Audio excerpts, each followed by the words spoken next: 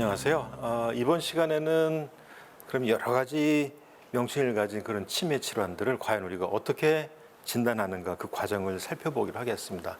늘상 익숙하던 장소에서도 길을 헷갈리는 경우라든지, 그다음에 이전에는 그렇게 남한테 적극적으로 뭘 설명하고 아주 모든 면에 있어서는 솔선수범하던 분 어느 때부터는 흥미를 잃어버리고 혼자서만 지내서 성격이 변했다든지, 특히 스스로 뭘 하지를 못하는 자발성이 많이 떨어진 경우, 또는 이제 남들은 재미있는 얘기를 해서 깔깔거리고 웃는데 그것에 대해서 너무 감동이 없어. 감정이 저 사람 왜 저렇게 감정이 메말랐을까 하는 이런 경우들도 한 번쯤은 혹시라도 치매의 어떤 증상이 아닐까 한 번쯤은 생각해 보셔야 됩니다. 치매는 진단 과정이 사실은 이렇게 정형화되어 있어요. 일단은 첫째로 정말로 기억력을 포함한 인지 기능이 정말로 떨어졌구나라는 것을 객관적으로 증명을 해야 돼요. 그래서 누구든지 나이 먹으면 이전보다는 기억력이 다 떨어지는데, 그런 이제 인지 기능 검사를 할 적에는 내 나이와 나만큼 교육 수준이 비슷한 사람들하고 비교를 해가지고 그 사람들에 비해서 많이 떨어졌구나 하는 것이 이제 증명이 돼야 되고, 그 다음에 이제 인지 기능뿐만 아니라 아까 예를 들었던 그런 성격 변화, 이런 성격 변화가 두드러지게 나타나는 그런 치매도 있기 때문에 이전에 비해서 너무나 성격이 달라진 사람이라고 느껴질 경우, 인지기능, 그러니까 기억력, 계산력, 판단력과 같은 인지기능과 지금 말씀드린 성격 변화를 인해 가지고 그 사람이 일상생활이나 직업적인 업무 수행에 심대한 영향을 미칠 때 인지기능과 감정 변화 이런 것 때문에 일상생활에 문제를 일으킬 경우를 우리가 이제 치매라고 해요. 그런데 그러면 이 치매가 왜 생겼는가를 진단하는 과정들이 오늘 말씀드릴 주제가 되겠습니다. 처음엔 되게 문진을 거치는데요. 이게 언제부터 서서히 나빠진 건지, 어느 날 갑자기 나빠진 건지.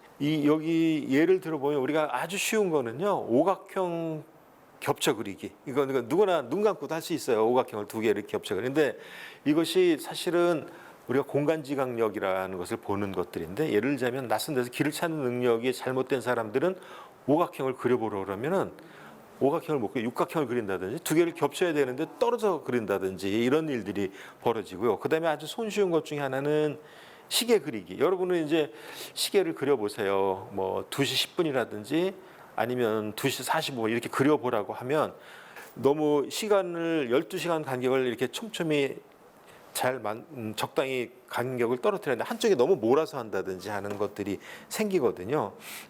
실제로 여러분들이 보신 이 그림은 어느 분이 아주 정상 때부터 서서히 경도인지 장애를 거쳐가지고 나중에 심한 치매를 갈 동안에 시계를 그려보게 이렇게 많이 망가지거든요. 그래서 이분을 한 10여 년 이렇게 지켜보면 시계 그리기만으로도 얼마나 치매가 나빠졌나를 우리가 알 수 있는 그런 방법이 되겠죠.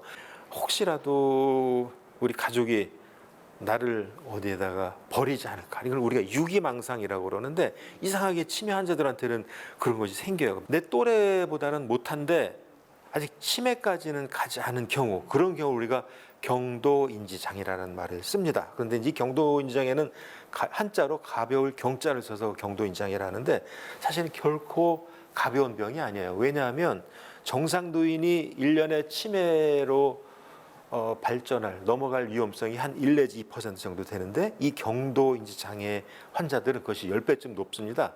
그래서 15 내지 20% 정도 돼서 경도인지 장애 환자가 아무런 치료나 예방을 하지 않으면 4년 정도 지나면 절반이 치매가 되고 8년이 지나면 거의 100%다 치매가 됩니다. 그만큼 경도인지 장애가 치매로 가는 굉장히 위험한 치매의 어쩌면은 고위험군이라고 이야기할 수가 있고요. 이 치매가 그럼 왜 생겼는지를 알아봐야 될 거 아니겠어요? 그 왜 생겼는지 규명하는 그런 것들을 이제 지금부터 간단히 보겠습니다. 처음에는 우선 신경학적 검사를 해가지고 이분이 신경계의 어느 곳에 이상이 생겼겠구나라는 의심이 들면, 그 다음에는 우리가 이제 잘 아는 이제 실험실 검사를 하죠. 이제 혈액 검사를 하는데, 치매 검사를 할 적에는 우리가 일반적으로 건강검진에서 하는 검사 이외에 거기는 이제 뭐 빈혈이라든지 염증 반응이라든지, 그다음에 영양 상태라든지, 그다음에 고지혈증, 그다음에 당뇨 이런 것은 이제 물론 다 검사를 하고, 그거 이외에 인지 기능과 관련되어 있는 특정한 호르몬이나 비타민 같은 것을 같이 검사를 하게 됩니다. 예를 들자면 비타민 B군이나 D, 그다음에 엽산 같은 것이 너무 낮아져 있으면요, 다른 것은 다 멀쩡한데도 불구하고 그러한 비타민 부족 때문에 인지 기능이 떨어져서 마치 치매 환자처럼 보일 수도 있어요. 그래서 반드시 그런 호르몬이나 그런 특정 비타민 검사를 해봐야 되고, 우리가 이제 요즘에는 검사를 하면서 혈액 검사를 하면서 그 중에 유전자 검사를 하나 해요. 근데 이 유전자 검사는 자식한테 유전되는 걸 보는 것이 아니라 어떤 특정 유전자를 가지면 레이건 대통령이 걸렸다는 그 알츠하이머병에 걸릴 위험성이 10배에서 12배쯤 이렇게 높아지는 유전자가 있어요. 그것이 있는지 없는지가 굉장히 이제 중요하겠죠. 그래서 그런 것을 이제 검사를 해보게 됩니다. 그것이 이제 우리가 혈액 검사를 통해서 그런 것을 알게 되고, 그다음에 우리 두 번째로 검사, 여러분 잘 아는 뇌 CT나 MRI 많이 들어보셨죠? 그래서 이거는 이제 뇌 구조가 어떻게 생겼고, 혹시 의사나 아니면 환자 본인이 모르는 사이에 뇌혈관이 막혔거나 아니면 어디에 큰 종양이 생겼거나 이런 것은 겉으로 볼 수가 없으니까요. 그 사진을 보면 금방 알 수가 있어요. 그래서 이런 그 영상을 찍어가지고 뇌의 어느 부분이 잘못된 날을 이제 볼 수도 있고요.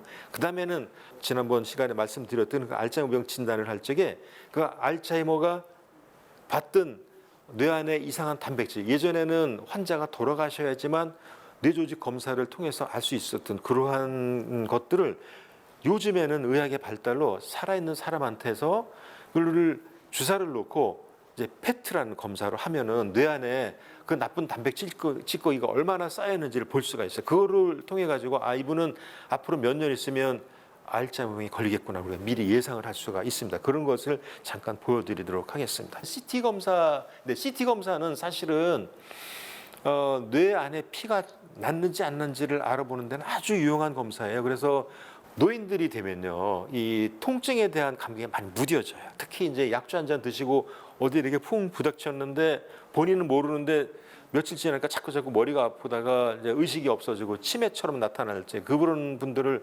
가서 CT를 찍어보면 아주 조금씩 피가 자꾸 늘어나가지고 그런 경우 많아요.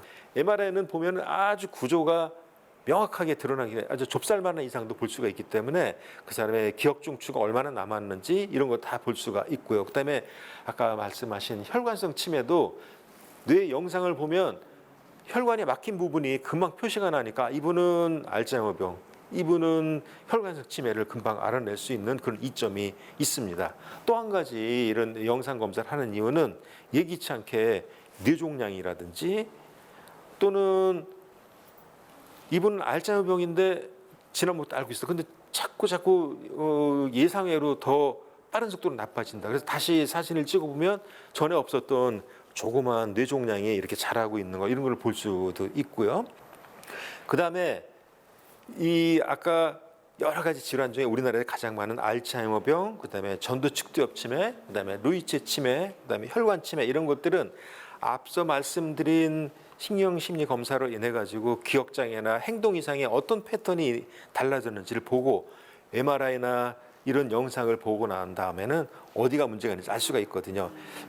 이제 특히 요즘에는 살아있는 사람한테서 그 아밀로이드라는 독성 단백질을 볼 수 있는 아밀로이드 페트라는 검사가 있는데, 이것을 보면 정상 사람은 뇌 안에는 거의 쌓여 있지 않은데 알츠하이머병 환자는 뇌 안에 가득 차여 있어요. 물론 이제 경도인 장애 같은 경우는 그 중간, 알츠하이머병하고 정상 사람의 그 중간 정도 쌓여 있는 걸 볼 수가 있습니다. 그래서 이제 이런 걸 보면 왜 치매가 생겼는지를, 그러니까 우리가 임상 증상과 뇌 영상, 특히 MRI와 아밀로이드 펫 이걸 가지면 이분이 지금 치매가 알츠하이머병이겠다, 혹은 파킨슨병 때문에 생기는 치매이겠다, 전두축두엽 치매이겠다, 혈관성 치매, 이걸 알기 때문에 각각 질환에 대해서는 진단을 했으니까 치료 방법도 달라지겠죠. 그래서 이렇게 이제 진단 과정을 거쳐 가지고 치매의 원인을 알아내는 그런 것이 되겠습니다.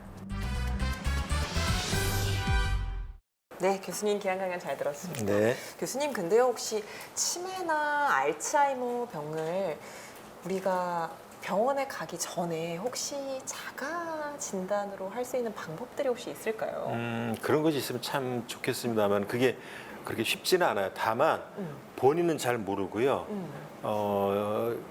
친한 친구라든지 아니면 가족들이 지켜보고 아, 이 사람이 이전과는 다른 행동을 한다라는 것이 눈에 띄면 그거는 이제 그게 가장 정확하거든요. 근데 실제로 보면 나는 멀쩡하다고 그래서 왜 오셨어요? 그러면 나는 멀쩡한데 다른 사람들이 그렇다고 그런데 그런 분들은 사실은 치매가 많이 있어요. 그래서 내가 생각하기에 이상하다고 생각한 분들은 거의 치매가 아닌 분들이 많고 다른 분들이 생각하기에 이상하다고 생각하는 분들은 치매일 가능성이 높습니다. 그렇군요. 어쩌면 치매는 주변에서 좀 알아봐 주시고 함께 병원에 가봐 주시는 게 도움이 될 것 같습니다. 그렇습니다.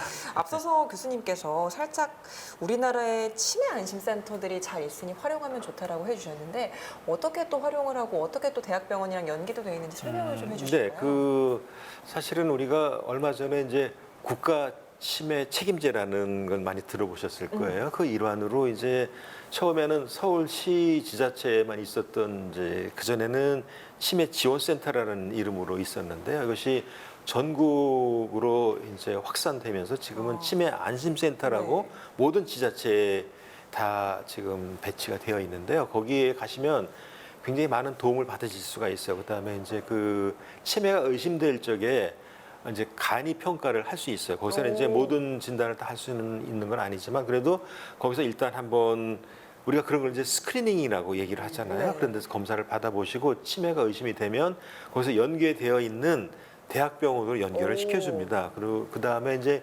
연계되어 있는 대학병원과 그 지자체하고는 그런 그 특별히 어떤 규약을 맺어가지고요. 그런 패키지로 되게 검사를 하게 되는데 꼭 반드시 필요한 검사를 조금 저렴하게 비용을 들여서 할 수가 있으니까요. 그래서 더군다나 이제 지금은 이 치매 안심센터를 만 60세 이상 어르신들은 1년에 한 차례씩 무료로 가서 인지검사를 오, 받아볼 수 좋네요. 있는 그런 시스템이 구축이 되어 있으니까 많이 이용해 보시기 바랍니다. 네, 혹시 주변 지인들 중에 병원에 선뜻 바로 가기는 좀 무서우시고 근데 간이 평가를 해보고 싶으신 분들이 있다면 교수님 말씀해주신 치매 안심센터도 활용해 보시면 좋을 것 같습니다.